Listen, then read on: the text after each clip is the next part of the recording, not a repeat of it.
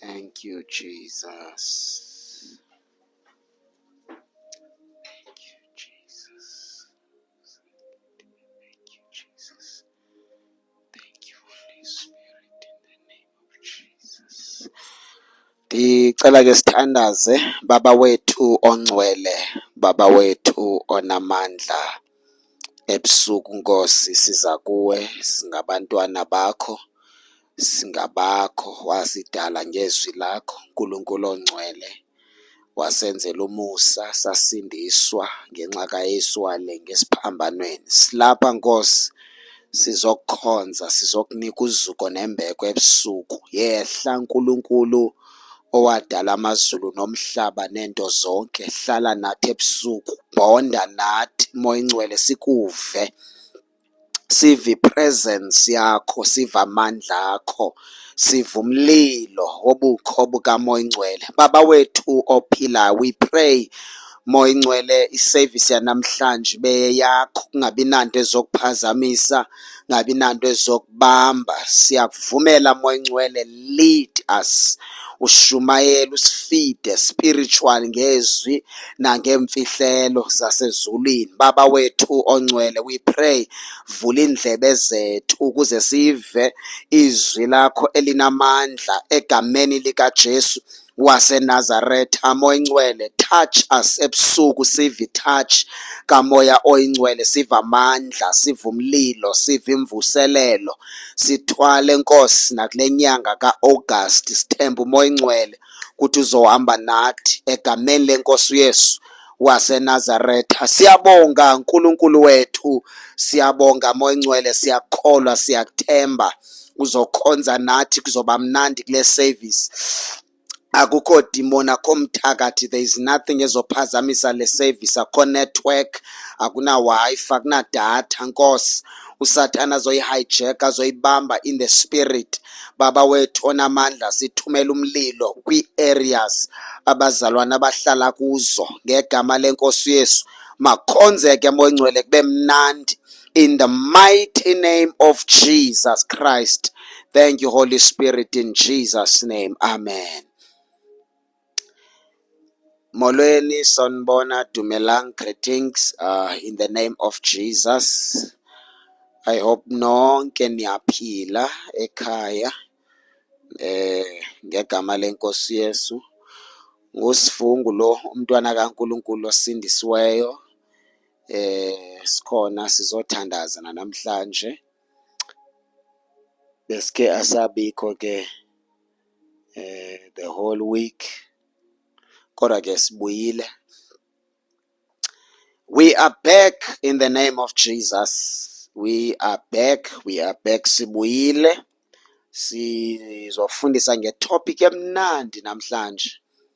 Sofundisa itopic emnandi, I believe ine-impact enkulu ezoyenza in your life. Amen. Sanibonani. Siyabulisa eCape Town. Siyabonga ubuyile mfundisi. We are back. Greetings mfundisi nabazalwane. Amen. Bese sikhumbule ulive. We are back, sesikhona, sesibuyile. Wena sowungenile ku-live, please share ulive. Share kangangoko nakho. U-Angela useBloemfontein. Ngicela simshare ulive kakhulu. Keep sharing, invite bonke abantu. Invite as many people as you can. uNkulunkulu akuncede. uNkulunkulu akuncede in the name of Jesus. Usenza kanjalo. May the Lord bless you in Jesus' name. I'm still tired, yes. Andikayifumani i-chance yorest. Okumntu wayebhizi last week nayizolo nanamhlanje andikayifumani i-chance yokuresta, but kuba bendithembisile ukuthi ndizawuba khona namhlanje. Bomama ndibekhona. Siyamshare live. Keep sharing, keep sharing, keep sharing, keep sharing, keep sharing in the name of Jesus. Keep sharing, keep sharing, keep sharing. We are 214 now. There's only 49 people abasashare live.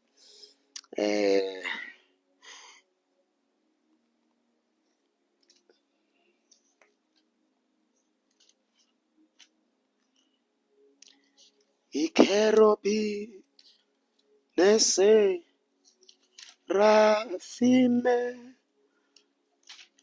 zimana zimeme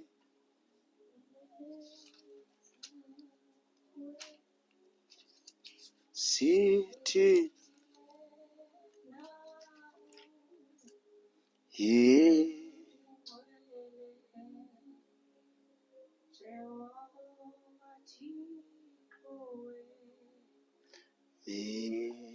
inkosi. Okay, i-message okanye i-topic namhlanje sizothetha ngayo, ungayibhala phantsi. Ngicela umuntu onedayari abhale phantsi. Namhlanje I'm not gonna preach, I will teach and advise. Namhlanje ngizofundisa bu-advisa ne. I-topic yanamhlanje ke ithi everything is ministry. Ngicela uyibhale phantsi. Ithi everything is ministry. Yonke into ingumsebenzi. Everything is ministry. Message namhlanje izomnceda kakhulu umuntu ofuna ukukhula nomuntu ofuna uba aligned kakuhle nomoya oyingcwele ebomini bakhe. Abazalwane ke ngabantu aba-different. I think nawe neminyaka mingabe Nshumayela, andikho sure.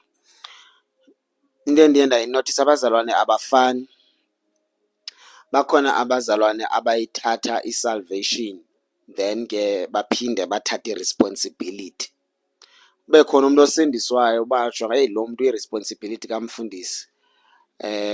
Ayikho into angayenza ebomini bakhe, yonke into kumfundisi. Soze athandaze uzoripota kumfundisi, mfundisi thandaza, mfundisi nekhanda elibuhlungu thandaza, mfundisi ndiphuphe ngento ethile thandaza, mfundisi boma hey lo muntu lo inoba yena wasindiswa kanjani, uyayisebenza yena i-salvation yakhe. So ndayifunda ukuthi bakhona abazalwane abafani at all. Bakhona ke abazalwane xa ubanike bafundise umuntu avela akuqhule ngespeed, abheke phambili uboma hey lo muntu lo uyakhula. Mna ke ndikhule kanjalo entsindisweni, andizange ndamhlupha umfundisi wami. I don't think umfundisi wami uZipho, thank you so much for undikhumbuza namhlanje, khange ndibe na chance at all. Ndicela ukufowunela ngomso. I was very busy the whole weekend, nayizolo nanamhlanje. Yaziba ndisithi andikafumani kwa i-chance yo-rest, so ndiza kufowunela ngomso. So xa umuntu esindisiwe, uthi Paul kwibandla laseFilipi, work out your own salvation with trembling and fear. So that's why namhlanje ngizofundisa ngento ethi everything is ministry. Yonke into xa usindisiwe ngumsebenzi. You understand? Good, please talk about fasting. Ikhona i-message ku-YouTube. Ikhona i-message ku-YouTube. Lo ufuna i-fasting uzoyifumana phaya because besifundise kakhulu ngayo last week. So xa ungumzalwane you must grow, please. Ministry ngumsebenzi. Andiyazi ke bandingayicacisa kanjani. Xa sithetha ngeministry sithetha ngomsebenzi. Ndethi njengoba yabona nje mandishumayela lapha ku-TikTok, this is ministry yakwa-TikTok. Ayisingumsebenzi endiwenzayo kufanele uba ndiyawenza. Itsho ke imessage namhlanje ithi yonke into ngumsebenzi. Everything is ministry. Everything is ministry. Yibhale phansi. Kunezinto eziyi-5. Cela uzibhale phansi zoyi-5 please. Bhala uthi everything is ministry. Bhala kwidayari yakho. Emveni koko bese ubhala ezinto endizozibhala. That's why nsithi message namhlanje it's for someone ofuna ukukhula, ofuna ukuya kude noba aligned kakuhle nomoya oyingcwele. Ungathi usenza le usenza le ube kwi-confusion. Number 1, kunezinto eziyi-5 efuneka uzimasterishe xa ungumzalwane. Eyokuqala yi-salvation, your personal salvation. Bhale phansi number 1. after ubhale everything is ministry bese ubhala number 1 salvation.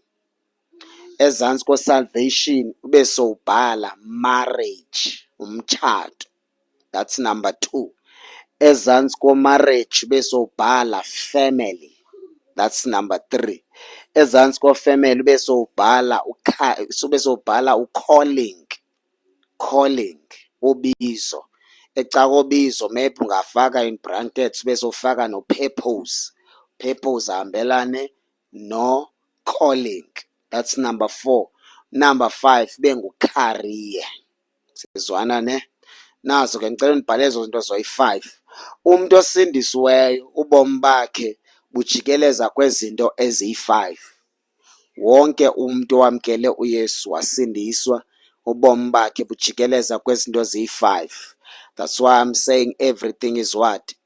Is ministry. Number 1, it's your personal salvation. Number 2, it's marriage. Number 3, it's family. Number 4, it's your calling. Number 5 is your career. Sivakele ne? Cela uzibhale phansi ke ezo zinto ezo. uNkulunkulu akubusise. Olate ke imessage oyifumana on YouTube. Anduzibamde ke namhlanje.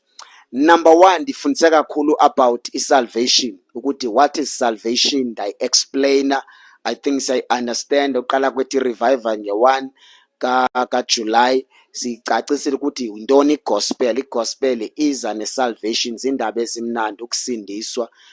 Eligama lithi ukusindiswa lithetha ukuthini? To be saved, which means wena ubusesonweni. Isono mandithi it's a spiritual prison. Ufana nomuntu ogwetywa udilika jele, life in prison, kuthiwe soze uphume uyofela khona. So xa usindiswa uJesu ufika azokubheyila, azokukhupha eprison, abe sekunikeza ubomi, eternal life, akukhulule kwizono, akukhulule kuzo zonke izinto uSathane bekubambe ngazo, onke ama-curses and everything. So ngumsebenzi owenziwa isalvation. Xa umuntu eqala usindiswa wamkela i-message of the cross. Message of the cross is the gate to the kingdom of God. Lapho uthola khona isalvation. Isalvation it's a gift, ayithengisi, awukhuphi nesenti. Akumelanga ulale nomuntu ukuze usindiswe, akumelanga uthenge amanzi, uthenge i-oil ukuze usindiswe, akumelanga akho kwanto yenza ukuze izapha ngegrace, ngumusa kaNkulunkulu. It's a gift ukusindiswa. Nami ndayithola as a gift isalvation, zandiyisebenzele, zandenze next, niyasazi istory. So ke isalvation ke ine-basics zakhona. Zintoni i-basics of salvation? Bhala under salvation. I hope ubhala notes ne. Namhlanje zoba ngititshala, please forgive me. Zoba ngititshala namhlanje. So ke ngoku maniqale ndithi kukhona i-kingdom of God, and then bekhona the gospel of Jesus Christ. Siyezwana ne? Everyone who is preaching in the last days, in fact wonke umuntu oshumayelayo after uJesu ebethelelwe esiphambanweni, wafa wavuka, then umoya ongcwele wehla wabhabhadiza abantu. Everyone should preach the gospel. What is the gospel? The gospel zindaba ezimnandi. It is the good news ukuthi nina nisi-prisoners zikaSathane, but nazi indaba ezimnandi. UJesu sefikile uzonikhulula, uzonikhupha ezonweni zenu, zixolelwe zonke, noba zingaphi, noba zinjani. Athi umprofeti uIsaiah, noba zide zabomvu, uthi uNkulunkulu uzixolela zonke, noba sesiphi, noba sinjani, zonke izono ziyaxolelwa ngegospel. Sishumayela igospel enjalo. After zixolelwe izono zakho, umfundisi okwamkelise uJesu une-responsibility yokufundisa about the gospel. After kufundisa about the gospel, fama kufundise ngama-basics of salvation. Zintoni i-basics of salvation? Number 1, bhala phansi, it is the fear of God. Ukwesaba uNkulunkulu, ukoyika uThixo. Azothi umbhali in the book of Psalms kuthiwa wisdom, kuthiwa the fear of God is the first what? Wisdom. That's 111. That's chapter 111 verse number 10, right? Yes, in the book of Psalms. Yes, so you must fear God under salvation. Funeka ube ngumzalwane omoyikayo uThixo. What is to fear God? To fear God is to honor him, is to respect him. Awenzi na kanjani. Awoyika umfundisi uyamrespect, uyamhonorisha, but uNkulunkulu uyamesaba. To fear God, awenzi noba yini. Nasefowunini yakho awenzi noba yintoni.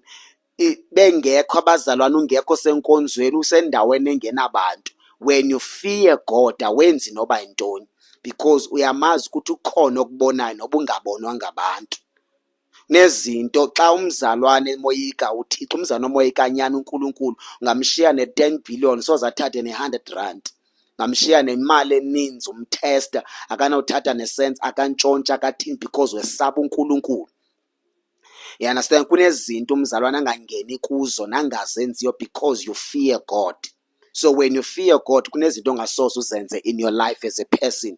Believe me, it's a blessing to fear God. Kuneminyango, there are doors ezizawuvulwa nguNkulunkulu just because uyamesaba. Abanye uNkulunkulu kusenzima ukuthi abavulele iminyango, abanye kunzima ukuthi bathole ama-promotions, abanye ba-elevate bafike kwi-level ezithile because they don't fear God. Siphila ke kwisikhathi esibi kakhulu in the last days. Even nasenkonzweni uyubona ukuthi uqala from the leader akayikwa uThixo. Yazi xa umoyika njani uThixo wazibona nakho ixesha. Uyabona ke manje ngumuntu olihlonipha kakhulu ixesha. uNkulunkulu wanifundisa kakhulu about time, to respect time. Kwa ixesha elobheka enkonzweni noba very organized and to respect time. Amadimoni amaninzi ebandleni angena ngokungahloniphi ixesha. When people do not respect ixesha abalivumelene ngalo nomoya ingcwele, boyazi once abali-honorisha elaa xesha eliya benziwa ngamadimoni ukuze banga-honorishi ixesha. Number 2, atsho aqala angena amadimoni, alidestroy ibandla, angena amadimoni amaninzi, eqale angena ngexesha. Onke amabandla adestroyed, uSatan washaye ngexesha. Most of the demons aqale phaa, laa nto yoba late, be normal, njalo njalo, akubanjwa, alirespect ixesha, njalo njalo. Elaa demon libulala i-fear of God, lizokubulala nasendlini. Uzofumaniseka uba zininzi izinto umoya ingcwele azithetha kuwe but awuzenzi because you don't fear God. Ndisathetha ke ngo-salvation, under salvation kuni-basics of salvation. Basics of salvation, yes uba ndizofundisa ngezinto ezi-5 ethi everything is ministry. So you must fear God. Mesaba uNkulunkulu, umfundisi engekho, abazalwane bengekho, ifamily ingekho, usemsebenzini noba uphi, you must fear God. Respect uNkulunkulu, ungenzi nje nakanjani. Sungenwa ngumoya ka-antichrist osebenza in the last days, futhi one-influence even in the church. Because kwa ibandla li-influencwa nasi-spirit of antichrist, kwa i-behavior yebandla. Zininzi izinto ezisebandleni ezifakwe esi-spirit sika-antichrist esigcwele ebandleni, in the name of we are under grace. Mna ndishumayela igrace, I preach grace, ndi-under grace, ndiyayi-understand igrace because ndiyayifunda iBhayibhile, but andenzi noba kanjani because I fear God and I love God with all of my life. And njengobana bengike ndancokola nabanye befundisi, sincokola ngoba ndise-Eastern Cape, so sithetha into eyi-one sonke sithi yo ndiyabukhumbula ubomi bam ndisengumzalwane. Uba ngumfundisi kunzima, yebo. Sonke sithetha into eyi-one sithi yo hayi ndiyayikhumbula impilo yoba ngumzalwane, usindiswa nje. Ubomi bokusindiswa bu-easy xa ungumzalwane. Ubomi buqala uba nzima the minute uba yintoni, uba ngumfundisi. Hayibo, amen. I-scriptures andikasivuli. Thank you so much. I-scripture ke ngulanto ka is the book of, bese ndisikotile shemve nasikoti ndiphazanyiswe uba ndisikotile. Philippians chapter number 2, we're reading verse number 12. Utu verse number 12, Philippians chapter 2 verse number 12. My beloved, as ye have always obeyed, not as in my presence only, but now much more in my absence. Work out your own salvation with fear and trembling. That is the scripture. So sithetha into eyi-one ke nayifundisa uba ngulo uthi yo ndiyabukhumbula ubomi bam sengumzalwane. Ndingekabi na-responsibility ebandla, ndingena-responsibility yokushumayeza abantu, ndingena-responsibility yokuthiwa umntu xa enza rongo funeke ndimkorekthe. just uphila impilo yakho, enjoy salvation. You understand?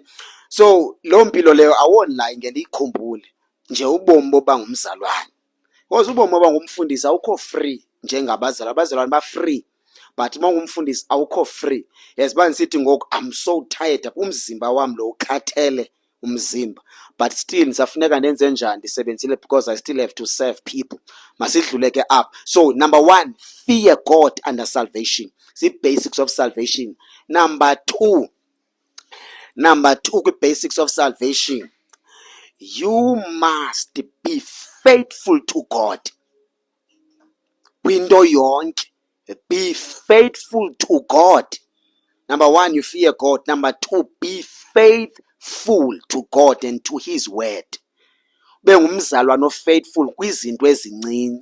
Ngeke uyithole promotion okanye elevation from God if awukho fear. If you don't fear God, number 2, you are not faithful.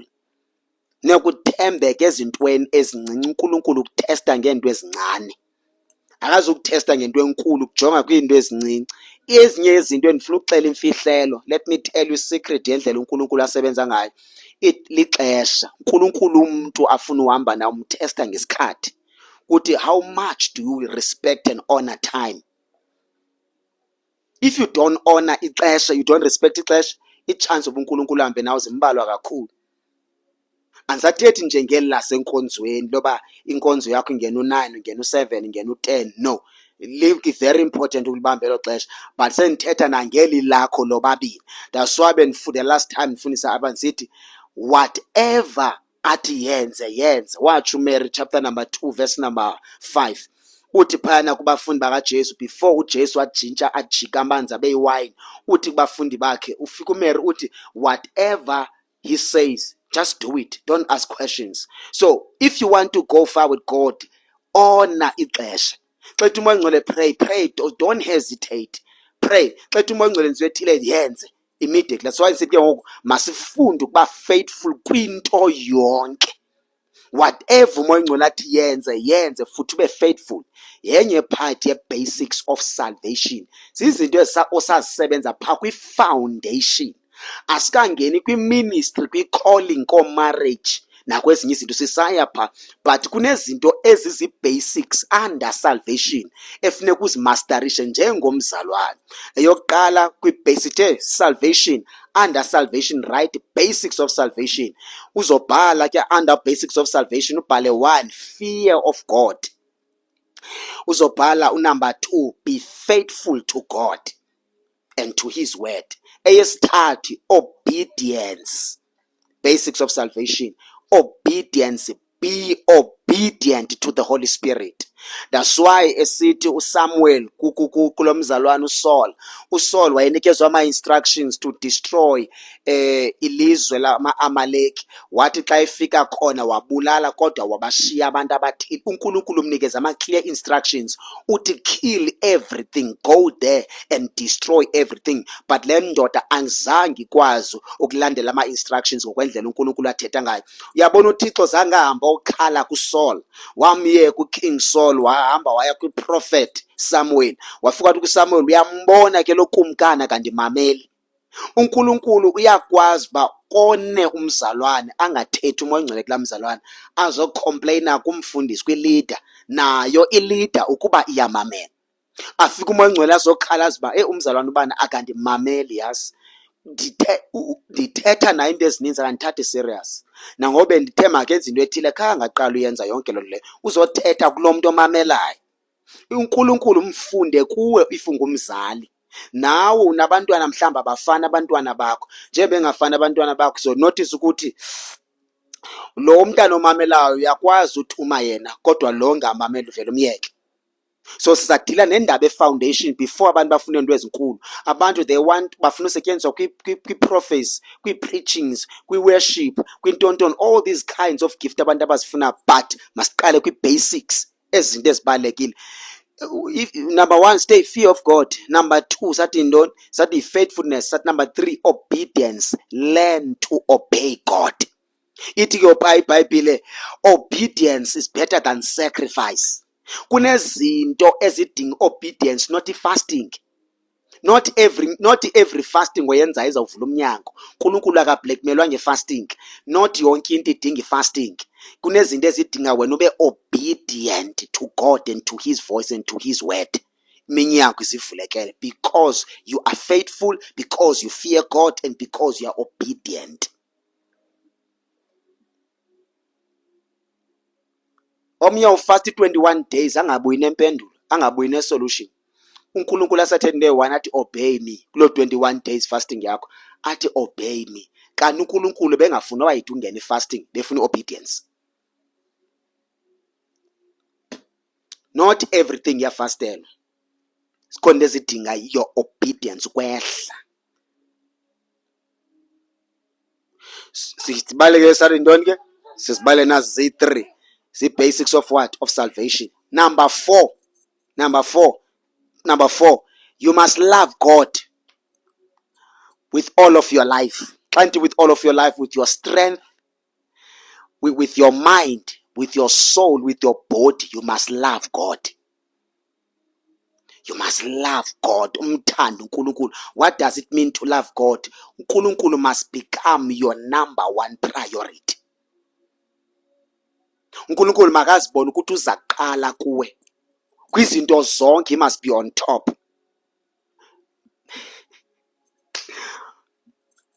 uNkulunkulu must be number 1. Not money, not career, not marriage, not anything, because God is your life. uNkulunkulu bubomi bakho. Love God with all of your mind, with your strength, with your soul, and with your spirit. Mthanda uNkulunkulu ngempilo yakho yonke. Mthanda. Igqibile le. Andizuyi-explaina kangako ngegama likaJesu Kristu waseNazaretha. Number 5, sisekwi-basics of salvation. Study the word. Number 5, study the word. Write it down. Study the word. Become the student of the word. Invest more time in reading scriptures. Sisathetha ngo-salvation. Asikayi ku-marriage, asikayi ku-family, asikayi ku-calling, asikayi ku-career. Siseku-salvation only. uNkulunkulu umthanda ngenhliziyo. He must come first. Makaze qala kwizinto zonke. Don't compromise when it comes to God. And loo nto ungabalekeli kwinto ethi you love God ube usenza izinto ezirongo. Ungabikho disobedient ube usithi I love God. Umoya Ngcwele ikhona uzakuxela izinto. Umoya Ngcwele ukhona is gonna give you wisdom. Umoya Ngcwele sothetha ngaye. We'll speak a lot about the Holy Spirit, but now sizafuna singene kwizinto eziyi-foundation so that kuzoba easy ukusebenza kaMoya Ngcwele. So become the student of the word. When I say become the student of the word, I mean invest more time reading scriptures.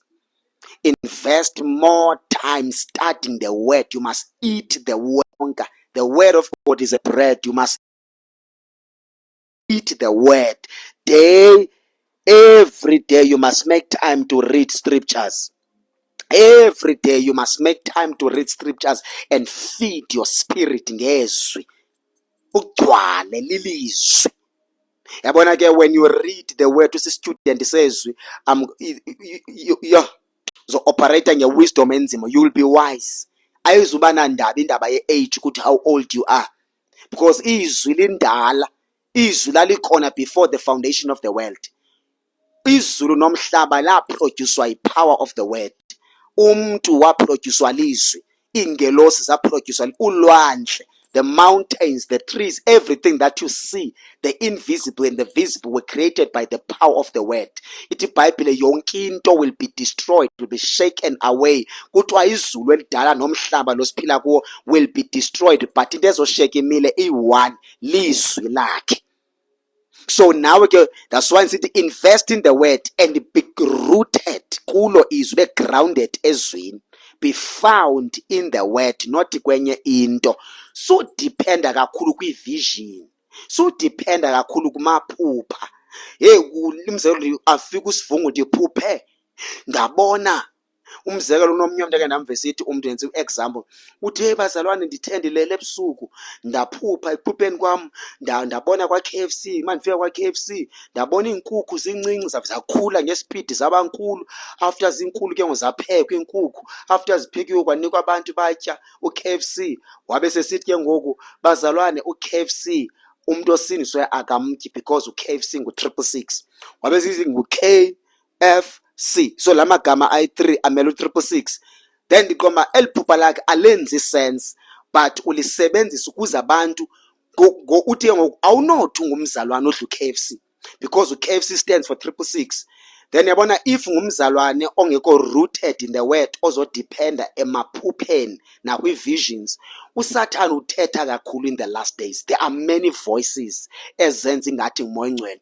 kunoSathane ofika enza ingathi umoya ongcwele athethe into ezininzi ebantwini umuntu aze ku-TikTok because ngoku wonke umuntu une-platform yokushumayela umuntu aze ku-TikTok afika azoshumayela athi uNkulunkulu othi makuhlukwa no-KFC noma utye u-KFC neza umzekelo abantu fumaniseke uba there is a kind of gospel eshunyala udulo bomba nalo oyishumayela akaye ezulwini bomba ulivale lavaleka izulu walivala nalapha kuye you understand bomba livaleke lonke izulu kwayena akaye ezulwini le message yakhe ivale yonke indawo yebo omnye wake wafika kwenye room komnye umzalwane wafika caba une-curtain eblack yengeyo curtain in fact lilapho eli-black uhlala emkhukhwini so ke ngoku uvale umoya uthi awukwazi ukuthi umzalwane usebenzisa into emnyama khupha lento umzalwane wabe seyithatha waxabana uthi emfundisi kufika umama ubani wenza 1 2 3 pha uthi uNkulunkulu akamfuna ublack ndithi what bese nikhawuleza nto irebuke loo nto leyo so le nto depend emaphupheni not in the word noba umuntu uza neprophecy we go to scripture and to the Holy Spirit simamela izwi sicheck we go to the scriptures yeka lento yontantazeliswa ngamaphupha nazi-visions nazi-prophecies yes uNkulunkulu does speak nge-visions uNkulunkulu uyathetha ngamaphupha uNkulunkulu uyathetha nge-prophecy but be the student of the word uzawulahleka in the last days usheke ukwi-salvation engena-taste yayibona salvation bajonga there is no taste kule salvation akho nto imnandi ndiyiva ingumthwalo uyayiva ile salvation iyi-burden kanti i-salvation is not a burden ayisingomthwalo i-salvation ikwenza ube free so that's why ndithi become the student of the word uPaul eshumayela leli bhebandla ukhona ndawo eshumayela in the book of Acts I think it's chapter number 17 is it the barrier elabandla uPaul apho eshumayela kuthi ukuthi ababe studisha izwi ukuthi lento ayishumayelayo lithini izwi what does the word says kulama teachings akhe uPaul so that's why ukuze ungalahleki in the last days and in order for you to be strong in your own personal salvation become the student of the word sathetha nge-basics of salvation number 6 sathetha nge-basic of salvation izoba yi-prayer mthandazo prayer siyifundise kakhulu ibhale phansi andizungithetha nto after number 7 sekwi-basics of salvation izoba yi-fasting basics of salvation number 8 the last one you must testify about Jesus as umzalwane osindisweyo testify about Jesus ukutestify is to evangelize ukubizela abantu kuNkulunkulu ngetestimony yakho ukuthi ndisindisiwe niyanibona mosina I always share my testimony kunabantu abaninzi touched by my own testimony nabasindiswa because of i-testimony yami nendlela uJesu andincede ngayo so you must also testify about Jesus noba iBhayibhile ukayifundi yonke preach uJesu ngetestimony yakho kuthi mina bendikade ndinje uNkulunkulu wandenzela umusa ndaze ndasindiswa bendikade ndinje nanje by the grace of God ndisindisiwe nje nawe uNkulunkulu angathini angayisiza impilo yakho nawe uthini usindiswe simple nje kanjalo anyenza uthi uMatthew chapter bani verse number bani kwaze kwathi usafunda usesi-student usakhula but kulaa ndawo ofunda kulaa college ofunda kuyo kwesaa sikolo teacher kuso kulaa ndawo osebenza kuyo usengakwazi utestify ngale nto uJesu ayenze kuwe baninzi abangasindiswa. Besombizela enkonzweni, umfundisi will do the rest. Those are the basics of salvation. Siyadlula ke kwi-basics of salvation. That's why sithi Paul, you work out your own salvation. So your salvation is your ministry. That's why isithi isihloko sanamhlanje, i-title message namhlanje, everything is ministry. So your personal salvation is ministry. You work out your own salvation. Your salvation is your responsibility. Umfundisi yena kukwenza sure ukuthi ukufundisa igospel ngendlela right, but to work out your salvation is your responsibility. It's not my responsibility. Mna I'm just giving you a way, ndikhomba indlela. Emveni koko wena uthini usebenza indlela. In the mighty name of Jesus. I hope everything is clear. Pha under salvation kwaba late ithi message yanamhlanje, everything is what is ministry. Everything is ministry. Sabala into ezi5 esifundisa ngazo. Sathi number 1 salvation, sathi number 2 marriage, sathi number 3 ngubani? I-family. Number 4 sathi i-calling. Number 5 sathi i-career. Umzalwane ezinto zi5 xa ungumzalwane uhamba kwezinto zi5. Wonke umuntu osindisiweyo uanda ezinto zi5. Zo 5 ziyafuneka. Zichazile ne? Yes. Ngegama lenkosi uJesu. So uNkulunkulu ke makakuncede. Usebenze ke iBhayibheli, umzalwane uyayifunda iBhayibheli losindisiweyo. Yeah, zonke sendizichazile andizude ndihlale ke pha kuzo. Sizongena ke kwindaba sizongena andanoba ndiqale ngeyiphi indawo. Ndiqale ngeyiphi? According to my own list. Okay, mandiqale ngomarriage.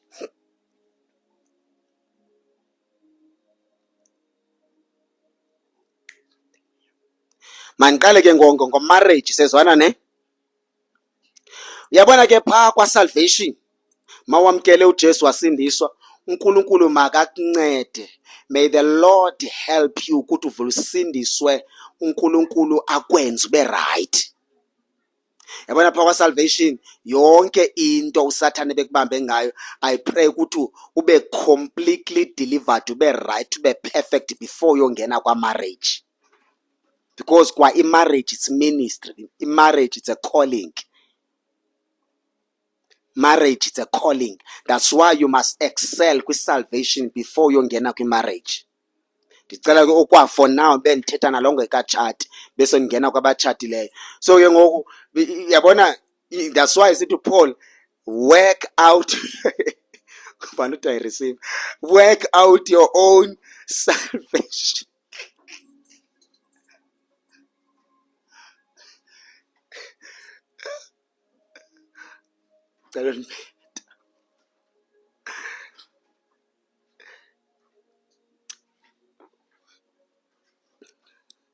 Yes.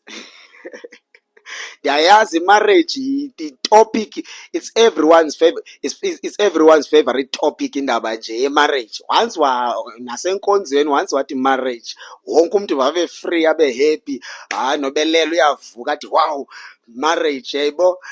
Ndihlekiswa ukuthi I receive in the name of Jesus. Amen. So indaba ye-marriage, before yongena kwi-marriage, that's my personal advice. Excela kwindaba ye-salvation. Yabona kwindaba yokusindiswa zonke into uzifundiswa apha ngumfundisi, everything akufundisa yona before ngena kwi-marriage, kumele u-excele kakhulu. Uthi yongena kwi-marriage, because kwa i-marriage ilubizo. You don't just marry anyone. Uchata nomuntu uNkulunkulu ayazi ukuthi fama utheni uchata naye. Umuntu ohambelana ne-destiny yakho, ne-calling yakho, ne-ministry yakho. Not umuntu ozofika abe yi-burden in your life. You don't just marry anyone. U-Esther zangachati. U-Esther ndicela ukwenza umzekelo, uQueen Esther yintombazana engenovela itshatwe noba ngubani. If yambona nje u-Esther the way enziwe ngakhona, she's not just a normal woman u-Esther. Yebo, so wayengenotshadwa nangubani. So lento yomtshato you don't just marry anyone. Awumtshati umuntu kuba emhle, awumtshati kuba umuntu emile kakuhle, awumtshati kuba umuntu unemali. Uyakwazi utshata nomuntu engenamali, after nitshatile zidubula izinto zitshintshe. Vele kwenzeke i-breakthrough kwizinto ezininzi. You understand? So umtshato i-calling, umtshato yiministry, ngumsebenzi, uyasetyenzwa umtshato. Njengomntu oyindoda you must excel kwicala lakho njengomntu ongutata. Indaba ke yomtshato iyodwa umtshato mos yinto yabantu ababini, yinto yabantu ababini. Amen. Nam nditshatile, awu Nkosi yam, nam nditshatile. Njengoba nditshatile, umtshato wam ngowam nowenkosikazi yam, ngowethu sobabini. Njengoba ingowethu sobabini umtshato wethu, mna ndine-role efuneke ndiyidlale ebomini bakhe as umyeni wakhe, not just as a pastor. I have to play my role as a husband kuye. Xa ndisiya kwinkosikazi yam, I don't come as a pastor ndize as umfundisi, no, ndiza as umyeni wakhe. Noba ndihleli naye siyancokola, uncokola nomyeni wakhe, not as umfundisi.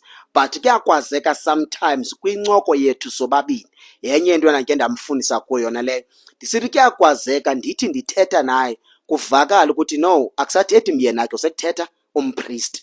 Kwalapha kwi-conversation yethu sobabini, naye kufuneka akwazi bakhawuleze atshintshe in the spirit, abe sensitive enough to receive into umoya ingcwele ayithetha ngam kuye sihleli sobabini. Because there is a lot yena angayireceiva kum as a priest, because vele ndingumpriest kuye, ndikwangumfundisi wakhe. So ininzi into endingakwazi uyigalela phaa kuye. Fumanisa besincokola sijoka kumnandi, but kwincoko okanye ndithi sendithetha kwinto endizithetha kwibhizinesi yakhe, ndithi no man, ibhizinesi yakho izofikela endaweni ethile, sendaweni ethile, if ungenza kanje nakanje nakanje nakanje. Fumaniseka akusathethi myeni wakhe, usekuthetha umpriest. Ndithi nantsi into ezobangela ibhizinesi yakho ifikele phaa naphaa naphaa, if ungenza kanje nakanje nakanje kokwenzeka 1 2 3 4 5 6. Uyayibona? So le nto ndithi ke indaba yomtshato kunabantu abaninzi. Kwalaa nto ukhona uPaul into ayithetha in the book of 1 Corinthians chapter number 7, andikosho uba yephi ivesi, uthi phayana uPaul uthi ngenxa yoba uthi because of the sexual immorality, uthi ke ndiyanikhuthaza ukuthi nitshate naba batshisekayo, abahlutshwa ngama-flesh desires. Qomba umntu ndiyatsha mna ndifuna utshata, umntu atshate out of inkanuko. It's very dangerous ukutshata ngenxa yoba ukhanuka, uneenkanuko. Bona abantu beposta bebahle, bona abantu enkonzweni bebahle, and then utshiseke uvele utshate nje kanjalo. Futhi umoya ingcwele awukhange uhlale phansi with the Holy Spirit ujonge ukuthi lo muntu enditshata naye ngumntu wecebo likaNkulunkulu nangempilo yam. Ye uzawuthi shu, because inkanuko within 1 week izawuphela, because le nto ubuyitshatele uyifumene. After so uyifumene uzawuthi shu, kusenento ekuthiwa zii-destiny, i-purpose, i-ministry, calling. Kum, if it was up to me, ingase kungangeni kum kwi-marriage unless you discover your calling. Number one, I wish you can know your calling before ungene kwi-marriage. Andiyibeke loo nto ezumthetho, it's my personal advice. That's why ndisithi phaa kwi-salvation, if ungenza kakuhle kwi-salvation and ukhulise your relationship with the Holy Spirit, then it's gonna be easy to know your calling. It's gonna be easy ukwazi izinto ezininzi, then wazi nomntu ongatshata naye.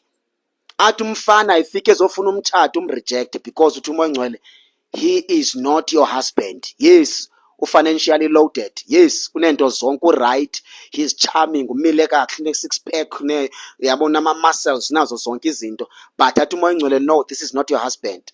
Wena because you are charmed, umntu vele umthathe umfake ebomini bakho, awazi ebudeni bendlela kuvela ama-true colors. Fumaniseke uba ke ngoku ama-destinies anihambelani, isikhathi esininzi niyaxabana. Zezinye zezinto ezininzi ezizala i-divorce ezo, besides i-attack eziziswa ngamadimoni, but zezinye izinto ezizisa i-divorce kakhulu in the last days. Ayibo, amen. Isekhona kodwa ibandla. So umtshato uyasetyenzwa, umtshato uyasetyenzwa phaa kwa-marriage, and phaa kwa-marriage i-patience iyafuneka, ne-personal relationship yakho nomoya ingcwele.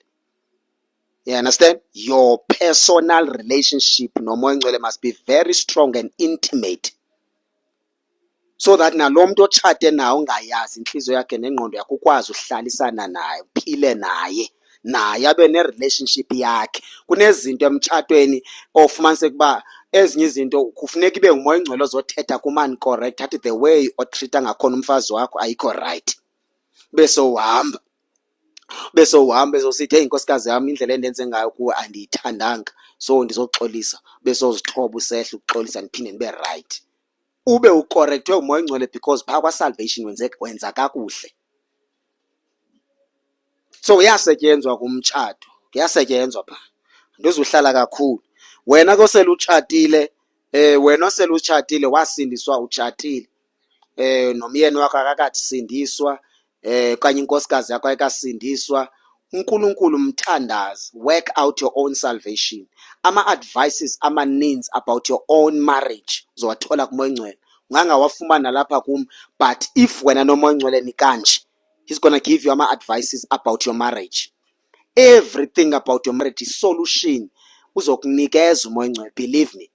If i-relationship yakho nayo right and uzibambi lezi zinto bendizifundisa about i-salvation, believe me, the Holy Spirit is gonna help you. Kodwa wena ongekatshati une-advantage. That's why that Paul, if it was up to me, bendingani-advise ukuthi nonke nifane nami ningatshati, because umtshato uza nee-challenge zakhona. Sikhona ii-challenge zakho za-personal, sikhona ii-challenge zomtshato, sikhona ii-challenge ze-family, sikhona ii-challenge ze-ministry, sikhona ii-challenge zakwa-career, sikhona ii-challenge ze-business. Yebo, ujonga neento ezininzi. So asidlule. Number 3, so ngena kwindaba ye-family. Ifamily ke, let's say ke utshatile. Let's say ke utshatile ufana nam. Man sense example ngami. Utshatile, xa uthola umntwana okanye ufumana abantwana, that is your family. Your family is your ministry. Ukukhulisa abantwana, it's a ministry. To become a father, to father abantwana, that is ministry. Abantwana bakho ubakhulisi nje, ukhulisa, yeyi Nkosi yami, ayisiyonto encane ukukhulisa abantwana. Ukukhulisa abantwana yi-ministry, it's a calling, because you raise i-apostles zangomso, you are raising the prophets za tomorrow, the pastors, the businessmen, the businesswomen, the president or minister bangomso. Awukhulisi bantu nje. Ukukhulisa umntana ekokuthenga igrocery, adle kamnandi, adle yonke into ayifunayo, ahamba abheke esikolweni aphinde abuye umenzele i-homework. Ukukhulisa umntana, it's more than that. It's very spiritual into yokukhulisa umntwana. Umntwana selumthola, you must get a revelation about umntwana akho ngamnye. Noba by 5, you must get a revelation about abantwana bakho one by one, just like uJacob wayenabantwana bayi-12, wathi sele bathandazela. When you read the book of Genesis chapter number 50, wathi sebathandazela, zange bathandazele ngendlela efanayo, wabathandazela according to the revelation ayinikezwa ngumoya ongcwele. Xa ethandazela lo embeka isandla, akathandazi nje, kwa amagama aphuma emlonyeni wakho uJacob as a father, it's like ngamagama ayi-prophecy, because ngabantwana bazoba yile nto ayithethayo njengomzali. Yebo, it's like uyayidala le nto ayithandazela phezu kwabantwana. So when uyofunda ngexesha enzomthandazo, besowulandelela ezazizwe, because nami am a nation, bonke abaphuma kum funeka ndibakhulise. If umntwana nami is a businessman, I must know ukuthi I'm raising a businessman. Ndimkhulise, ndimsupporte, ndingamforce uba abe ngumfundisi kuba ndingumfundisi, ndingam-influencela ukuthi abe ngumfundisi kuba ndingumfundisi, okanye mhlawumbi ndithanda uba yho ayisowisha ngangumfundisi umntanam, kanti according to the plan of God, according to the purpose of God, lo mntu is a businessman. Ngumntu ozoqala ibhizinesi enkulu eAfrika ezoba ne-impact umhlaba wonke, ibe nama-branches all over the world. Kanti umuntu ndihambe ndiyomthatha ndiyomfaka kwinto yobufundisi, kanti is a businessman. Kanti ibhizinesi yakhe iyawunceda abantu abaninzi kwi-kingdom of God. So nomntana umkhulisa according to i-calling yakhe, according to i-purpose of God ngalo mntwana. And ne-prayer ozenza phezu kwabantwana bakho zi-very serious. Nendlela ba-athekwa ngamadimoni abantwana bakho ayifani, ba-athekwa ngeendlela ezi-different, because vele ubizo lwabo alifani, vele iministry yabo ayifani, vele i-purpose kaNkulunkulu ngabo ayifani. So ukukhulisa umntana is a ministry, ayisiyonto encane. Khulisa abantwana, and awuzuthanda lo ungamthandi lo, ubathanda bonke ngendlela efanayo. Even so uthandaza phezu kwabo, umthandazo wakho awuzufana because you can sense ukuthi umoya ongcwele ukudrive ukuthi uthandaze kanjani phezu kwakhe. And isiqomba ukukhulisa umntwana, it's a serious responsibility. Yeah, you have to go deep in prayer, praying for your own family, because usathana if wena akakufumani uzokutargeta ngabantwana. Uyakuzama akakutholi, uzama umtshata akawutholi, uzoze ebantwaneni. Kunabantu abaninzi, bakhona abantu uNkulunkulu abancedileyo baba right, ba achieve a lot, baba nemali, babe nento zonke. Wabangajonga usathana, anikwazi bafumana ba financial ba right, emtshatweni ba right. Remember, usathana is very strategic. Uvele attack abantwana. Abanye afuna bafaka i-drugs, abanye afuna bafaka etshwaleni, abanye afuna ba-destroy nge-teenage pregnancy, abanye afuna ba-destroy ngezinto ezininzi, because wena akakutholi ukuze akufumane kufuneka attack abantwana so that ungazubakho right wena, because umntwana akho xa attackwa soze ube right, because umntwana akho unguwe. You can feel umntwana noba engekho right, you can feel it. Ngathi kunendlela eni-connected ngakhona nomntwana. Hayibo, amen. So unjalo kusathana, abanye abantu uba-destroy ngama-finances, fumanise kuba kunendlela avela abantwana bakho aba-atheke ngakhona ukuze kuwasteke your finances. Omnye athi sele retire nemali eninzi right, but usathana qomba, how can I destroy eza finances? Ewe lo mntu usebenze for many years unemali and uretirishile, ndingenza njani? Mandistroye umntwana akhe so that azokwazi benendlela ethile. Omnye umzekelo kuthiwe uzawuthatha i-finances, uthatha umntana akho umse rehab, awuhlala i-rehab because udla i-drugs, ufumanise uba uspenda a lot of money trying ukunceda umntwana akho. Uthatha onke ama-finances e-retirement, neento imali zakho ezininzi, awuna peace. Usathana zezinye zeendlela asebenza ngazo. That's why ndisithi ke ngoku ifamily iyi-ministry, ingumsebenzi ifamily, iyathandazelwa ifamily. Uyakwazi uhlala phansi ungene ama-fasting, praying for your own family, i-protection and everything, nakwi-finances, because usathana uyizama ngandlela zonke ifamily. Ukuzamele kwi-salvation yamohlula, wakuzama kwi-marriage yamohlula, uzokuzama ngefamily. Uhlale khangela indlela anga-atheka ngayo usathana, because he does not want peace in your life.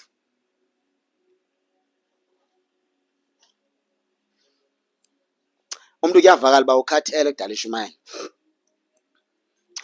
Everything is ministry. Masivale ngezithi i-calling. Umuntu wonke, personally I believe everyone osindisiwe unayo i-calling phezu kwempilo yakhe. Everyone osindisiweyo phezu kwempilo yakho, you have a calling. That's number 4. Everyone who is born again, I believe that you have a calling. I believe that you have a calling.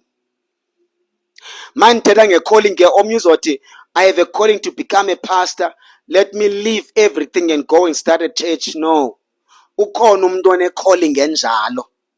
Umuntu one-calling especific for loo nto yoba ngumfundisi, to start a church, abuilde njalo njalo, kusindiswa abantu, abafundise, ababuilde njalo njalo, enze loo ministry yakho uNkulunkulu ambizele yona.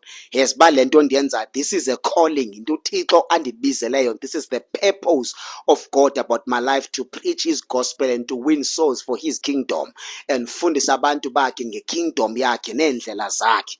That is my calling. Ayonto leyo endidinga someone else to convince me ukuthi ndibiziwe, kodwa yinto eyenzeka kumo ongcwele wandiconvince ngokwakhe, wayiprova ukuthi undibizile. Bathe befika abanye bezochaza, abanye besiza ne-prophecies, already their prophecies were confirming my calling, ukuthi vele vele into ekhoyo futhi into nami into endiyaziyo. You understand? So nawe you also have a calling. Ngeke uthi usindisiwe, uthandaza, uzila ukudla, uyiphila kakuhle ivangeli, kanti uNkulunkulu ayikho into afuna ukusebenzisa kuyo. The reason uNkulunkulu wakuthatha ezweni, wakukhupha ezweni, wakufaka entsindisweni kwikingdom yakhe, is because ufuna ukusebenzisa. Ikhona lento kaThixo lapha phezu kwakho, khona lento kaNkulunkulu elapha kuNkulunkulu afuna ukusebenzisa kuyo. uNkulunkulu maybe angakusebenzisa le ndaba ye-calling. uNkulunkulu angakwazi ba kanto lwakho ubizo is to make sure ukuthi uspecialize ngabantwana, uplanta imbewu which is the word of God. Ngumuntu very good in teaching abantwana in your whole community. Umoya Ongcwele uthethe nawe ukuthi khawuthathe bonke abantwana in this community, thetha nabo bafundisizwe besebancinci. Ulplant omnye ufumaniseke uba uspecialize ngee-teenagers. Xa ubangajongwa ubona i-teenage pregnancy South Africa, usathana udestroya, yabona, udestroya ii-teenagers nge-teenage pregnancy. Fumaniseke uNkulunkulu wena unendlela akwazi ukusebenzisa ngayo to advise ukuthi abantu bangabetheki ngaloo ndlela e-teenage pregnancy. Maybe now what you go through the same thing, but uNkulunkulu akunikeza the same burden ukuthi le nto eyakushaya afunekanga iphinde yehlele nabanye. Yebo, omnye angane-calling, i-calling yakhe iphaa ko-business. Nenza umzekelo, you have a calling of starting a business. uNkulunkulu akudrop i-idea to start i-business ethile. Umzekelo, umuntu waqala uTikTok andimazi, uNkulunkulu nakuwe angadrop i-idea athi Sifungu, wena manje kuthi umzekelo ngosifungu, umzekelo umama uCirha lo, kuthiwe mama uCirha qala uTikTok. uTikTok it's something into efika i-idea ulele ngomqolo ebhedini, athi uNkulunkulu if you can start uTikTok, into ekuthiwa nguTikTok kanje, abantu bakwazi ukwenza live, abantu bafaka ama-videos and everything, loo nto ingayenza i-impact so that kube easy to preach the gospel. Le idea bangajwazanda ayibona le nto inobe ingenzeka kanjani. You understand? Ibe into enzima because i-calling iqala ibe into confusing ongayazi ukuthi ungayiqala kanjani, uyenze kanjani. Up until uthi uyiqale uyenze, after uyenzile le nto uyibone ikhula ispread idibheke phambili, futhi uNkulunkulu kwi-calling yakho uzothi akuphathele nabantu abazokunceda kule nto uyenzayo. Very cool into ekuthiwa ngu-TikTok. Yelo namhlanje sebenzisa uTikTok. Noba uTikTok waqala ngumuntu ongasindiswanga but i-idea esuka kuNkulunkulu. It does not mean kuba into iqalwe ngumuntu ongasindiswanga kanti ayiveli kuNkulunkulu. NoFacebook waqala ngumuntu ongasindiswanga but i-idea ivela kuNkulunkulu so that it's gonna be easy for us to preach the gospel. Jonga ngonjumela kubantu abangaphi? Abantu abangaphi?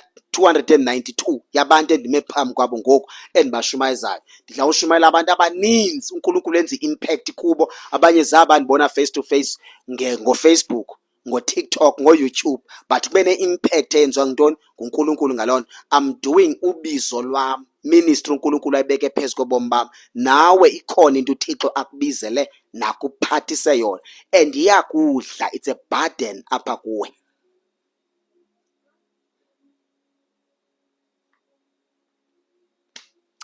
Yayiva idla wena wedwa ikulalisi nasebusuku. Anduzuyazi ke uba yintoni but uMoya Ongcwele uzokunceda ngegama lenkosi uJesu. Not isonke esibizelwe uhamba siyoprofeta, not isonke esibizelwe uba ngoba ngabapostile, not isonke esibizelwe uba ngabefundisi, not isonke esibizelwe uba ngobani bani. No, there's a lot uNkulunkulu afuna ukusebenzisa kuyo njengomzalwane osindisiweyo. Uba yintoni nam andiyazi but there's a lot. Wonke umuntu ikhona into ayiphathisiweyo. Can you imagine sonke ebandleni ezingopastor? Sonke wonke umuntu ngupastor. I mean loo nto ingadala i-confusion eninzi.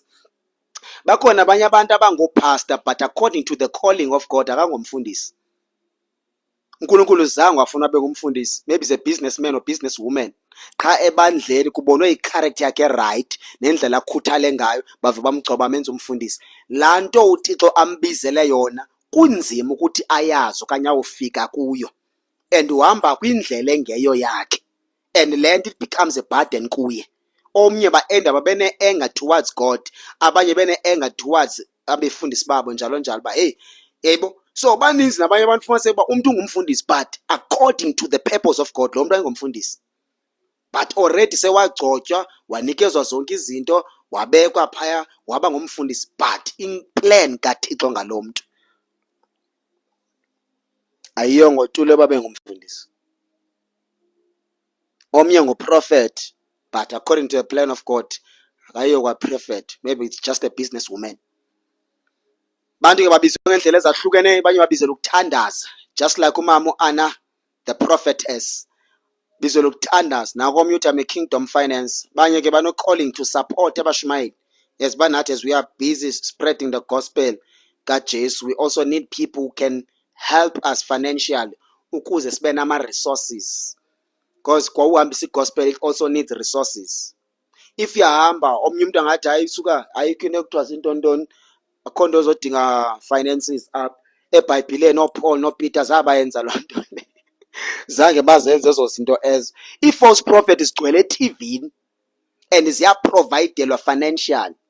I-TV igcwele i-false prophet. Nawe ungatshintsha phaa kwi-DSTV uzobona kugcwele ii-false prophet ezininzi and they are winning many souls to the kingdom of darkness.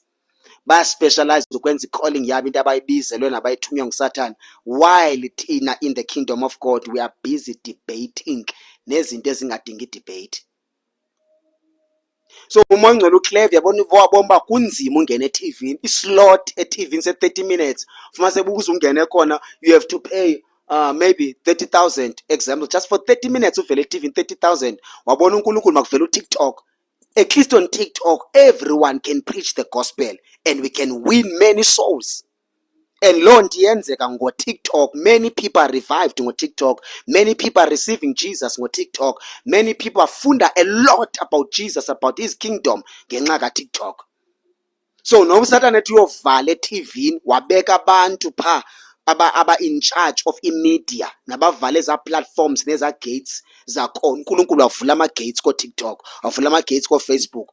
Oonyana bakaNkulunkulu bathi vumbu oTikTok kusindiswa abantu futhi, and uNkulunkulu wenza i-impact ngoTikTok, wenza i-impact ngoFacebook. Omnye uzothi ubonisa umbono kuthiwa masiye kuTikTok, umuntu osindisiweyo akamdlali uTikTok. I mean, come on. Masivale ngocareer. Ndiyaziva uba ndikhathele, umntu akayitholi itshansi yokuphumla. Nangomnye yabo nasi i-testimony. Yebo? I am saved through TikTok. Icareer, xa ungumzalwane, laa ndawo yecareer, ngegama likaJesu, laa ndawo yecareer, le nto oyifundeleyo, le nto oyifundelayo, ndifuna uthi apha kuwe, turn your career into your ministry. Bamba nje loo ndawo.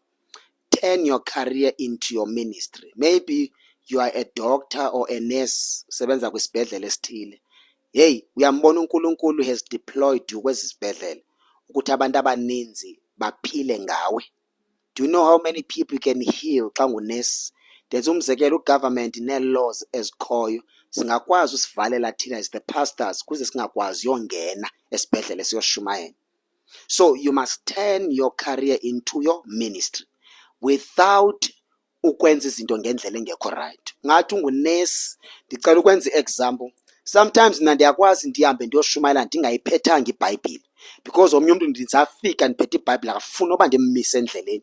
Omnye uvela bene-anger, kanti omnye akwazi uncokola naye, ye unjani, bendifuna i-direction yazi, bendifuna uSpa, qha ndimazi uba ndingamthola kweli icala uSpa, ntontonto, mani uSpa endaweni ethile njalo njalo. Bese uqala incoko, vele ubungafuni iSpa but ubufuna umvangela, ufuna ufaka ivangeli. Emve ngoku, okay, endaweni ethile, okay, oh, it's good, okay, hey my brother, hey, before mandihamba, okay, wava ngalo mntu okuthiwa nguJesu nje apha empilweni yakho? uJesu, ndike ndava ndawabona abantu. Let me tell you something about Jesus Christ. Let me tell you good news. Bese usambula igospel. You understand? So nawe njengophaya, I know ikhona imithetho, maybe you are not even allowed, I don't know, but i-character yakhe ingane-power, your character and attitude. Ndake ndathi komnye umama oyengunesi emagate eKZN, ndathi kuye, ndiyaqala in my life uhlangana nonesi onice kanje. Most yabo bayaphoxa. Yabo ndabe ndithetha into ezininzi ezimnandi phaa kuye, ndabe senimbuza usindisiwe, uthi no wansindiswa, ndithi i-character yakho wenze njani? Like uyafikelela, ndiyakubona the way odila khona nabantu abagulayo, like your character, yabona ne-attitude yakho nendlela oncokola ngayo nam, yayibo. Ibe mnandi ke le ncoko yethu, bese ndisithi ke phaa kuye, no, you need Jesus. This character ndiyayithanda, this attitude ndiyayithanda, but ushota njengoJesu. Ndithi ke mna, can you imagine bangaphi abantu abangancedakala kwesi sibhedlele ngale attitude ngale character yakho? How much more xa sifaka uJesu kuwe, saving many people, yabo. So ungakwazi ngecharacter yakho umuntu abe willing to share izinto ezimhluphayo, and ukwazi nokumkhanselisha umuntu aphile. Ukwazi nomnye umbamba ngesandla uthi, can I pray for you? Bese umbamba ngesandla uthi, Father, in the name of Jesus, we trust you for healing and deliverance. Deliver your child in the name of Jesus. Usibone isibhedlele siba empty ngenxa yakho. Sibe empty isibhedlele, e-ICU bavuka abantu bevuswa nguwe because you have turned your career into your ministry. vele uzukwazi ukwenza iminsi ngendlela ethile, but le career yakho wena osebenza kwinto zakwa-finance, kweza-finance nento ze-economy ntontoni, fumanise uba hayo you are very good when it comes to finances.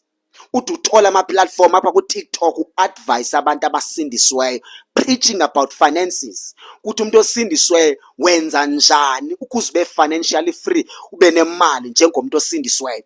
Wayiyela esikolweni lento wayifunda, nasebhayibhileni xa uyifunda wathola ama-principles about finances. uNkulunkulu wabe sebeka igrace phezu kwempilo yakho, then you turn your career into your ministry.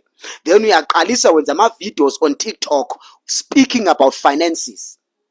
Abantu abasindisiweyo they start following you, nabantu abangasindiswanga wambula a lot onke ama-principles nge-kingdom of God, nama-finances njalo njalo, nee-businesses and everything. Uthi ubizwe nakwindawo ezinkulu, nikwe zii-platforms nabantu abangasindiswanga, uthethe izinto ezi-powerful about finances. Uthi ubizwe uyongena eParliament yase-South Africa, uyosebenzisana, uyongena kwa-Department of Finance yase-South Africa, kuphuma baba-corrupt, ube ukhona wena uvuswe nguNkulunkulu usetyenziswa kwinto ze-finance. Jonga iSouth Africa isengxakini when it comes to into i-economy yase-South Africa, uhlobe kubhedi ngakhona, abantu abathola imisebenzi. But wena because unikeza ingqondo e-kingdom, you have the wisdom of the Holy Spirit, you have the knowledge of scripture, you have a solution for this generation. So you must turn your career into your ministry. Ungafuna ukuthi uba ngumfundisi, zininzi ii-platforms uMongcwele angakuvulela kuzo without ukuphatha iBhayibhile, but ilapha, it's on your mind, the word of God, the wisdom, how to approach ezinto and how to speak. The Holy Spirit will teach you how to speak. Zonke izinto zenzeka phaa kwa-salvation, kwi-foundation. Nkosi yami, ndibuhlungu yazi le message ndiyishumayele ndidiniwe, ndikhathele. Ndishumayele ndikhathele message, yazi. Yazi ba I'm so tired, umzimba wami, especially my back. Kodwa ke I hope uvakele yonke lento ndiyifundisa apha. I just hope as much as I'm tired. Ndiyabona nansi testimony, autism kaLumi turned to be my ministry. Ivele yenza yazenzeke. Yayibona lento leya, umntana one-autism nanku umama wakhe, kuncedakala abantu abaninzi ngaloo nto. Turn your career, your business. Hayi man, hayi. Ndiyayithanda ke my message e-kingdom, but the message of ye-kingdom is my favorite.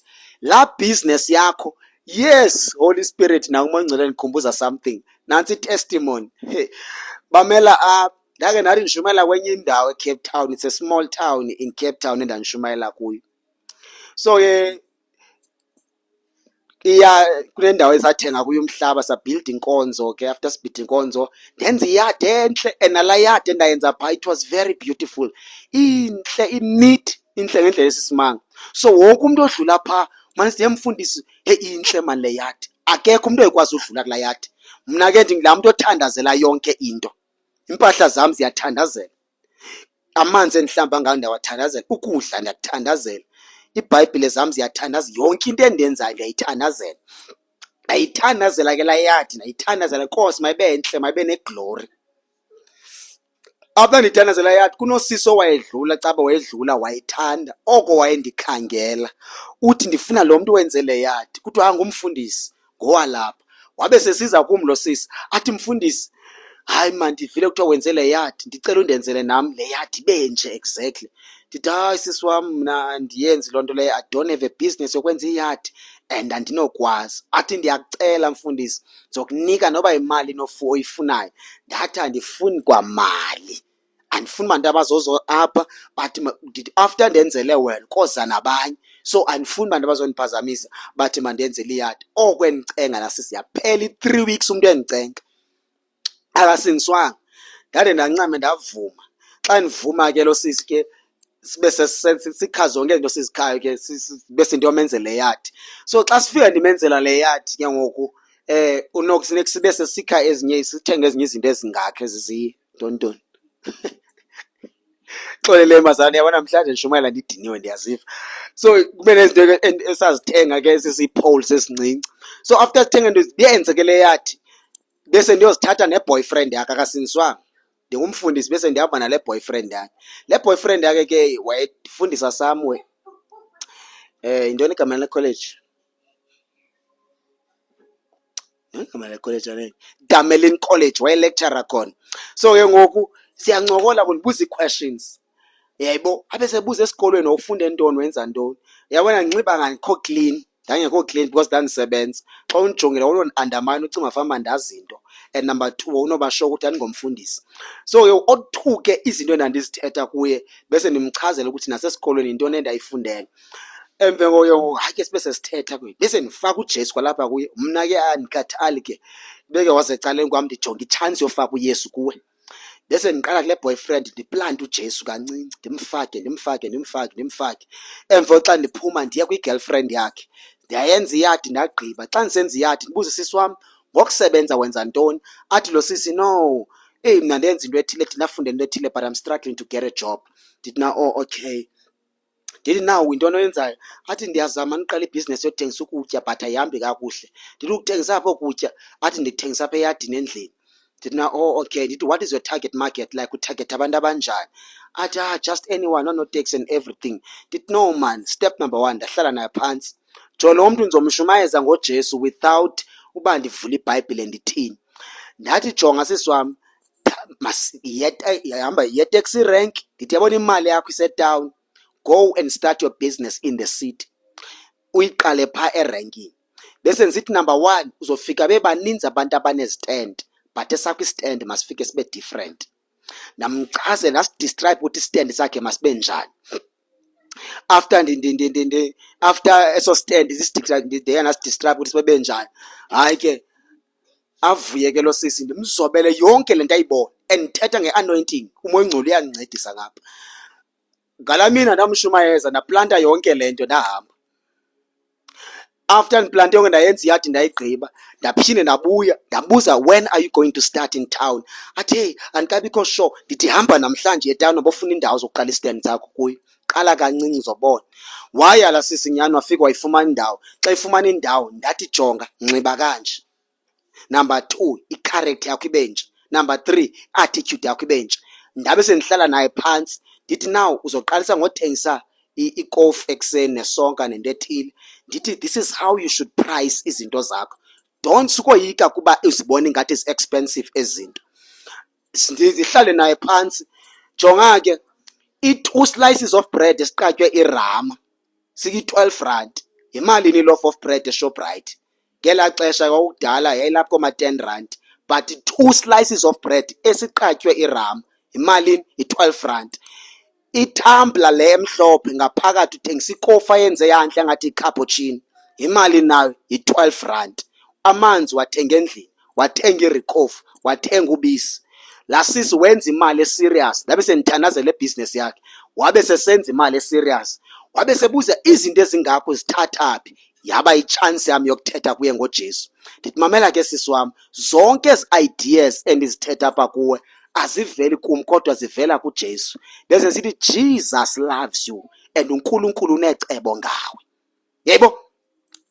Bese ndimshumayeza, bese ndingena kule ndaba yakho omjolo. Ndithi ndiyakubona wena neboyfriend yakho, ndithi kodwa sethethile ngolobola. Uyathemba isibuzo lobola nini? Yebo? So ndiplanta into eninzi ndatyala imbewu. Yonke le nto yenzeka ngexesha eliyi-1. La sisi wayiqala ibhizinesi yakhe yakhula. And qho xa ndifika etown phaa ndandenza sure ukuthi ndingumntu wokuqala ukuthenga. Xa ndifika etown ndiyathenga because I'm the one o-adviseni ukuthi maqala la business and already menzela imali. Ndithi xa wenza ama-charges ngee-prices sutshaja nje, uzovula i-restaurant kule price yakho, price for imali ye-rent 1, price for isalary yakho 2, price for abasebenzi 3, price for i-investment 4. So that's why ngithi ezi 2 slices of bread must be 12 rand because imali yabasebenzi pha. Wena kule mali yakho zazi ukuthi isalary yakho izaba imali. Kule mali yakho uzorhola mali. Hayi njeba wenze imali ngeveki, uzorhola mali ngenyanga. Ngenyanga urhola i2 rand. Okay, for now isalary yakho wena i2 rand and be faithful. Uyikhulise kancane le business yakho. So that's why nisithi kuwe, turn your career into your ministry. You can win many souls kule ndawo osebenza kuyo. Anikwazi usebenza phi, but uNkulunkulu will give you wisdom to win more souls for his kingdom. Abantu abaninzi i-revival bajonga intente enkulu emhlophe kuzobe kume ispeaker kushunyayelwa kugcwele, kanti uNkulunkulu i-revival angayiqala ngawo emsebenzini. uNkulunkulu akunikeza i-Mall of Africa. If you are working in Mall of Africa, noba usebenza kwi-retail, athi uNkulunkulu le mall ndiyinika when I deploy you here as my soldier and I want you to win many souls for me kule ndawo. Uyitshintsha imall yonke nge-character right, nge-attitude right, without uphatha iBhayibhile but iBhayibhile iphila kuwe. And uMoya Ongcwele akunikeza wisdom yokuwina abantu abaninzi basindiswe kulaa ndawo until bakuthande ngendlela esisimanga. uNkulunkulu angakuthatha kuse kwindawo ezikude ekuthatha kwindawo ephansi. So abanye abantu imisebenzi bazayithola because of lento uMoya Ongcwele ayishare apha namhlanje. Ungakwazi endaweni ethile uyovolontiya, uthi xa ufika kuloo ndawo your character, your attitude nendlela organized ngakhona bakuthande, babe bekhona abasebenza khona who don't give a damn ngomsebenzi, who don't respect time or anything, but when you are trained and prepared by the Holy Spirit bese uvuleka umnyango uvela uthatha upromote uthi within 3 months usebenza endaweni kuthiwe no, le department okuyo ayikufanelanga sikunyusela kwindawo engasenhla because wenziwe nguNkulunkulu wakugqiba. So turn your career into your ministry. Wena osesikolweni you are a teacher, khawujonge man ungakwazi ushape abantwana from grade 1 to grade 12 athi ongena e-university uhambe phethe testimony athi uteacher abantu bani. That teacher will never forget. Impilo yami yashape nguye, the words wayemane ezithetha kum. Kuno teacher mina wayentitsha imaths esikolweni wayemane esithi sivungu uqaphelani Thandaza, ndithi hayi teacher, I'm not born again, I will never pray. Athi awuzazi bungu ngumfundisi, ndithi hayi never, me a pastor. Ingicaphisa wena manje ndingumfundisi, ingicaphisa wena manje mandithandaza. Abangathandazi nkomba soze ndithandaza noba ngathini. Namhlanje ndingumfundisi ndam appreciate kakhulu la mama sendisikhomba hey la mama waplanta something kum. Khojonga abantu ongabashape as a teacher kwesasikolo. Abanye basuka from poor families, abanye basuka kwindawo ezininzi. You can break many cases, unikeze abantwana ihope, unikeze abantwana idirection, phethe nabo prophetical amagama avela kuMoya Ongcwele. So xa ungumzalwane bamba izinto eziyi-5 usibhale phansi: salvation, marriage, family, calling and career. uNkulunkulu akubusise. We are done.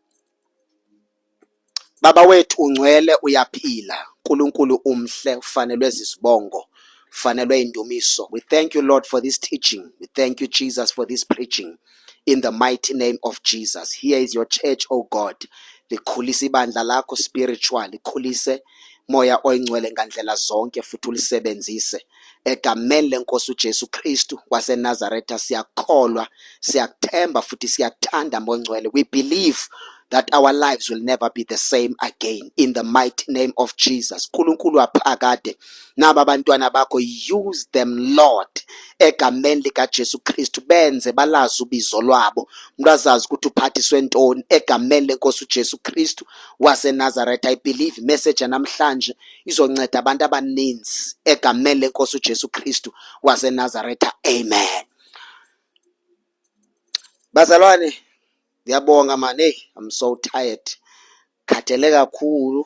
Siyabulela man ngemessage yanamhlanje. I hope uMoya Ongcwele uzosinceda kusasa egameni lenkosi uJesu. Ngizoyithatha ndoyifaka ku-YouTube. Andingayifumana mi chance yoresta okube ndibusy since last week nange-weekend nayizolo nanamhlanje. So andingayifumana ichance yoresta. So siyabonga bandla likaKristu. uNkulunkulu anibusise, hlale niyazi ukuthi uMoya Ongcwele uyanithanda ngegama lenkosi uJesu waseNazaretha. Amen.